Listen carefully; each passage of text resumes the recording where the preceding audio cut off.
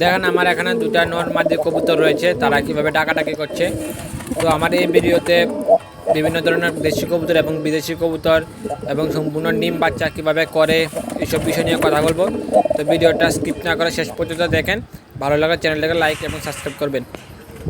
তো দেখেন এখানে একটি দেশি কবুতর রয়েছে, আরেকটি রেসার কবুতর রয়েছে। তারপর দেখেন এখানে আরেক দুই জোড়া কবুতর আমি নতুন কিনেছি, এখানে এক জোড়া আরেক জোড়া। দেখেন তাদেরকে আমি সেলোটেপের সাহায্যে বেঁধে রাখছি ডানাগুলা, যাতে তারা উড়ে না যায়। তারপর দেখেন এখানে আরেক জোড়া কবুতর, এরাও ডিম দেবে।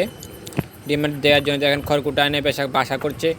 তো এরা 2 থেকে 3 দিনের মধ্যে ডিম পেড়ে ফেলবে।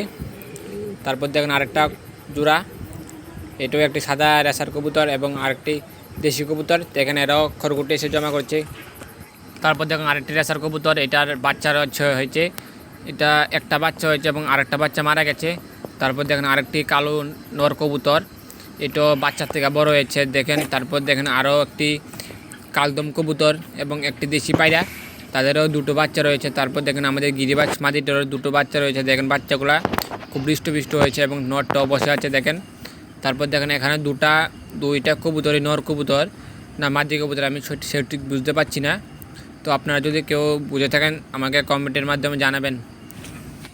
তারপর দেখেন আরেকটি কবুতর, একটি মুখী ক্রস পায়রাটা, আর মাদিটা হলো গিরিবাজ, এরাও ডিম দেবে, 1 থেকে 2 দিনের মধ্যে ডিম দিয়ে দেবে। তারপর দেখেন আরেকটি দেশি মাদি এবং আমাদের মাদ্রাজি পায়রাটা, তাদের সঙ্গে জোড়া দেওয়া হয়েছে। তারপর দেখেন এই নর কবুতরটা সিঙ্গেল আছে, তার জন্য একটা মাদি নিয়ে আসতে হবে। সামনে আমি বাজারে চলে যেয়ে তার জন্য একটা মাদি নিয়ে আসবো। তারপর দেখেন আমাদের লক্ষা কবুতরের ডাকটা কি সুন্দর করে ডাকছে এবং মাদিটাকে গড়ে নিয়ে এসছে। মাদিটা ডিম দেবে কিছুদিনের মধ্যে। আর বাচ্চাগুলো দেখেন বড় হয়ে গেছে, ক্যামেরা ফোকাস চলে গিয়েছিল তাই জন্য একটু দুঃখিত। তো দেখেন কবুতরগুলা আমি দূরিয়ে কবুতরগুলোকে সন্ধ্যা হয়ে গেছে, তাই কবুতরের বাসার ভিতরে কবুতরকে প্রবেশ করাইছি।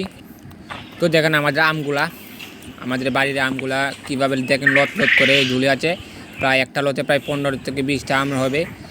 তো দেখেন তারপর দেখেন আমাদের লক্কার মাদি, এই সাদা কবুতরটা হবে মাদি এবং কালোটা হবে নর কবুতর বাচ্চাটা। তারপর দেখেন আমাদের কোয়েল পাখিটা এই সিঙ্গেল রয়েছে, কারণ এই কোয়েল পাখিটা হলো একটা নর কোয়েল পাখি, মানে মেল কোয়েল পাখি। এরা ফিমেল থাকায় ফিমেলগুলোকে ঠুকরিয়ে পশম উঠিয়ে ফেলে, তো এটাকে সিঙ্গেল রাখা হয়েছে। তারপর দেখেন এই আমাদের লক্কা বাচ্চাটাও সিঙ্গেল আছে। তারপর দেখেন আমাদের গ্রামের পাশের ধান ক্ষেত কত সুন্দর দেখেন ধান ক্ষেতগুলা। আর দেখেন ওই পাশে যে বাড়িঘর রয়েছে, এটা হলো একটা বাজার, ছোট্ট মোট্ট বাজার বসে। তো আমাদের এখানে বছরে 2 বার ধান চাষ করা হয়। তো এটা হলো গরমের সিজনের ধান,